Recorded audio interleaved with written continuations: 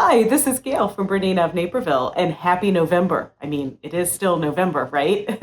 That's right, because tomorrow is Thanksgiving, and yeah, getting ready to play it a little cool this year. It's just Chris and I and Bonaparte, and so that leaves lots of time for Christmas decorating and crafting and sewing and doing all those things, right? I hope that you are also doing all of the things that you love with the people that you love this holiday. But in the interim, you can watch our quick little tutorial on making this giant bow that you can decorate your front door with, your sewing machine, a present that's unwrappable. I mean, the sky's the limit, right?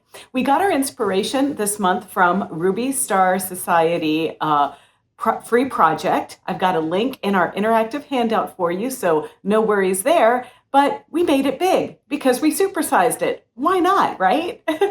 So let's have a look at the presentation deck over on the computer and get through the easy steps to make this guy. And one more thing, the interactive handout is available in the description of this video and under our Fat Quarter Club product on BERNINAofNaperville.com. Don't forget, if you stumble away from this video and you want to get our Fat Quarter Club ingredients, which is the 6 fat quarters that make up this bow, you're going to want to come back here to watch the tutorial. And here is a link to the very tutorial that you're watching right now. So we got our inspiration from the Ruby Star Society Pivot Patchwork Bow tutorial. And you can see there it is a smaller bow. That's because this one is made of those little mini charms, the 2.5-inch squares, but we made ours a little bit bigger so that we could have a big bow for our house for a festive touch this holiday season. I talked about the fabric. Well, this month there are 6 fabrics, and they are from the Christmas in the Cabin collection from Art Gallery Fabrics. And I just think they're so cute. I could have used the entire collection, but we got to keep it to 6 different fabrics. And here is where you can click if you want to sign up for our Fat Quarter Club. It takes you right to our BERNINA of Naperville website and right to the Fat Quarter Club. And when we post a video, you can even link right to that video to watch it there as well. Now, there are some supplies that you're going to need in addition to the fat quarters. You're going to need a sewing machine. We're not doing any embroidery this time. We're just basically doing 1/4-inch piecing. So that means that you're going to also need a 1/4-inch foot. And because I'm using my Bernina 990, I am using the 97D foot. That's the one that you can use the dual feed mechanism. Sewing thread, I used Wonderful Athena in white, just very basic. We don't have a whole lot of top stitching or anything, so white is fine. Fusible woven, I would recommend that you put fusible woven on your lining pieces. And we'll talk about the lining in just a minute because we want to add just a little bit of stability to our bow. You're going to need a hot glue gun, a point turner, a hand sewing needle, and if you want to actually hang your bow, you might consider a command hook.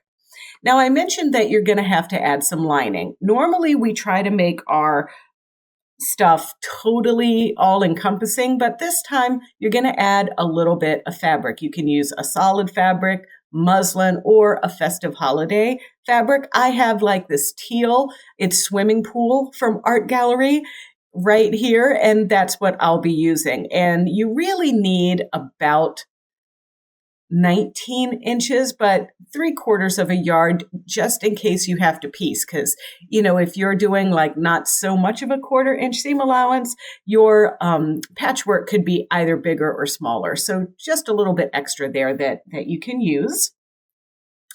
And then we're going to cut. So here's the deal. For this whole project, we're just going to take all 6 of our fat quarters and we are going to cut them into 5-inch squares. So you're going to have leftovers, but you're going to cut all 6 of your fat quarters into the 5-inch squares. Now you can save those 5-inch squares for another project. You've got like you're making your own charm pack basically, right? And then from the 3/4 yard fabric, that's going to be our lining, we're going to cut 2 strips that are 9.5 inches by width of fabric. Now, I mentioned that maybe your fabric may not be exactly wide enough for the bow. You know how some fabrics, some are a little bit longer than others. So just, you can trim the bow, you can piece the lining, whatever you need. And then one of the things when I made my bow, I wish I would have done, and that is interface the bow tails. But you definitely want to interface the bow itself. In that case, you're going to cut one 9.5 inch by 41-inch strip to do that.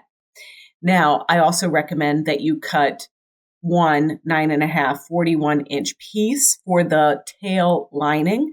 And then from that, you're going to make two 9.5 by 20.5-inch pieces. So I recommend that you add the interfacing to that as well. And then sewing. So it's a 1/4-inch seam allowance. So we're going to have that number 97D foot on. And remember, when you're sewing with your 97D, you want to make sure you pull the dual feed mechanism down. And then you're going to determine the sets that you want to make. So I paired the squares together like you see here on the right. I put my dark green with the cars. Then I put the lights with the candy canes. And then I put the checkered with the penguin. And to me, the green and the red check kind of reads dark in comparison to their partners there. So when I'm putting all my bits together, I'm trying to kind of alternate either green and this red or this red and this red, kind of like you see here. Now, in the Ruby Star instructions, they recommend that you press the seams open, but I press to the dark side. So in that case, I'd be pressing towards the green, the red, and the red checker. Another thing is when I stitch these together, I chain piece them. It just keeps everything nice, neat, and orderly, and then I cut them apart before I press. So after you've assembled the pairs, you're going to lay 10 pairs out to create the bow and then stitch those together. I like to lay things out ahead of time before I go to the machine and make a plan, but if you want it to be more scrappy, that's fine too. So then you're going to put that unit aside. Then you're going to lay out another 10 pairs to create the bow tails, and you're going to stitch these together with the same method. Now, with our tails, what you're going to do is you're going to take that long strip and fold it in half. Then at the bottom, there is a fold, and you're going to take your ruler. In my case, I'm using my 8.5-inch ruler, and I'm using that diagonal 45-degree line to line that up right at center so that I can cut that little V into the bottom of this. And I'm cutting my tails in half this way, and I'm also able to create that little bow indentation there that you see on a bow, right? Once that's done, we are going to assemble the lining to our tails. And you can see in my picture, I did not interface my lining, but like I've mentioned a couple times already, you can do that. But you're going to sew the pieces together, right sides together, and you're going to do a 1/4 inch. You're going to pivot at that little point of your tail. Then you're going to pivot again at the V, and you're going to leave the top of the tail open so you can turn it. Before you turn it, you're going to clip the V at the tail, and you're going to cut the, lining fabric out there, and you're going to clip your little dog ears there, just so that when you poke out your sharp corners with your turning tool, it'll give you a nice little pointy look. We're going to interface the bow lining with fusible woven, and then we're going to stitch the bow lining to the patchwork bow right sides together. Leave the ends of the bow open so you can turn it, and then we're going to once again use our 1/4 inch seam allowance to sew those elements together. Once you turn it and press it, I want you to fold this piece in half longwise and bring the raw edges in towards the center and overlap them just a little bit. Then all you need to do is go to your sewing machine and just sew down the center piece with a straight stitch. We have those tails, And with our tails, we want to kind of pleat them up a little bit, and you don't have to get out a ruler or whatever. I just kind of tuck them in at the top so that they measured no larger than 3 inches. And then I just did a little tack stitch to hold them together there on my sewing machine. And then I offset them at an angle right on top of my center seam line, stitch line that I created on the bow, and I held them into position with just a little easy stitch. And then once that element is done, there should be enough of those 5-inch square pairs to make your knot. So you're going to fold the raw edges in together and in longwise, press it and crease it, and then wrap it around the bow. And then as you wrap it around the bow, you're kind of creating little pleats in the bow so that as you're attaching this knot, it will crunch up like a bow. I folded my ends over about 1 inch, and then I carried this piece over to my sewing machine and just did a narrow stitch along those folds. My hot glue is heating up because I also wanted to just make sure that the bow wouldn't slip around a lot, so I just tacked inside there with a hot glue gun. Finally, I used a lot of strands of my white thread to create a thicker thread, and then I just hand crocheted this thread to make a little loop that we can hang over our command hook.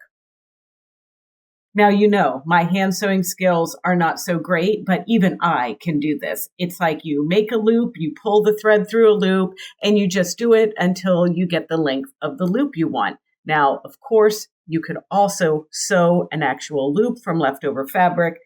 Whatever you want to do, you could even put Velcro on the bow. It doesn't matter, okay? I just did it this way, right? And then you're ready. Just a little bit too. If you wanted your bow to stand out a little bit more, you could put some polyfill in there, or maybe you could have put loops and hung it with other hooks there. But I think a little bit of polyfill would make it stand out a little bit too if you wanted. I kind of liked mine more relaxed. All right, what do you think? Easy peasy, right? Where will you be putting yours? I think it might be just a little too big to wear in my hair, but I'm hoping that I can put it on a big new evergreen wreath on our front door. In the meantime, I tried it out just to see what it looked like on its own.